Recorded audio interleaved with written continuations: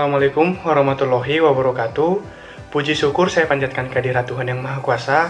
Atas berkat dan bimbingannya, saya bisa menyelesaikan tugas mata kuliah manajemen sumber daya manusia ini dengan keadaan sehat dan baik. Pertama-tama yang saya hormati Bapak dosen Haji Sunarto SE MSI selaku dosen pengajar mata kuliah manajemen sumber daya manusia dan teman-teman sekalian yang saya banggakan. Sebelum saya menjelaskan hasil dari tugas saya ini, terlebih dahulu saya memperkenalkan diri. Nama saya Roberto Carlos Sihombing, NPM 1911 10013443158158, Prodi Manajemen Malam 07. Oke, baik, di sini saya akan menjelaskan tentang manajemen sumber daya manusia atau sering disingkat dengan MSDM. Pembahasan pertama, pengertian MSDM. Apa sih MSDM itu dan sepenting apa sih MSDM di suatu perusahaan?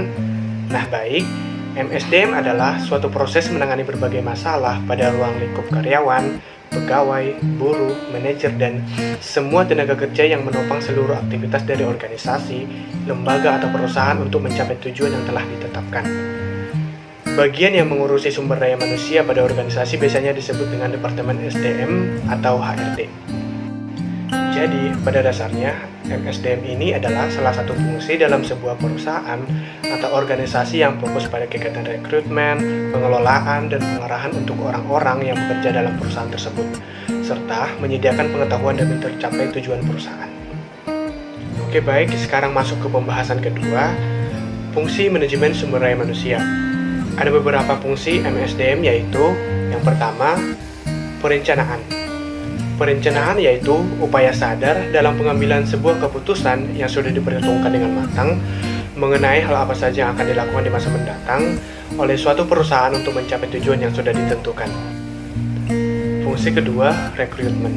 Rekrutmen merupakan suatu proses dalam penarikan kandidat bermutu untuk mengisi posisi-posisi yang kosong. Jadi, perekrutan ini bisa memberikan suatu peluang kerja kepada orang-orang yang memiliki kemampuan dan keterampilan yang memenuhi kualifikasi dan spesifikasi dari pekerjaan yang tersedia untuk mencapai tujuan perusahaan. Fungsi ketiga, seleksi. Kegiatan seleksi ini merupakan proses dalam menemukan tenaga kerja atau karyawan yang sesuai dan tepat dari beberapa kandidat yang tersedia. Tahapan pertama yang diperlukan setelah menerima surat lamaran adalah memahami riwayat hidup para pelamar kerja. Setelah itu, dari riwayat hidup dilakukan penyaringan antara pelamar kerja yang nantinya akan dipanggil dengan pelamar yang gagal dalam memenuhi standar kualifikasi. Kemudian, kandidat yang telah terpilih dipanggil untuk diuji, baik tertulis, wawancara, atau proses uji seleksi yang lain sebelum diterima bekerja di perusahaan tempat melamar. Keempat, orientasi, pelatihan, dan pengembangan. Pelatihan atau training ini merupakan suatu proses pembelajaran untuk memperoleh suatu keahlian, peraturan, konsep, atau sikap untuk meningkatkan kinerja para karyawan. Pelatihan ini bahkan sudah diatur dalam undang-undang pada tahun 2003. Pelatihan kerja merupakan semua aktivitas untuk memberikan, mendapatkan, meningkatkan, dan mengembangkan kompetensi kerja, produktivitas, kedisiplinan, sikap, serta etos kerja pada tingkat keterampilan dan keahlian tertentu yang sesuai dengan jenjang serta kualifikasi pekerjaan dan jabatan. Fungsi yang kelima, evaluasi kinerja. Evaluasi kinerja ini juga tidak kalah penting dari fungsi manajemen yang lain.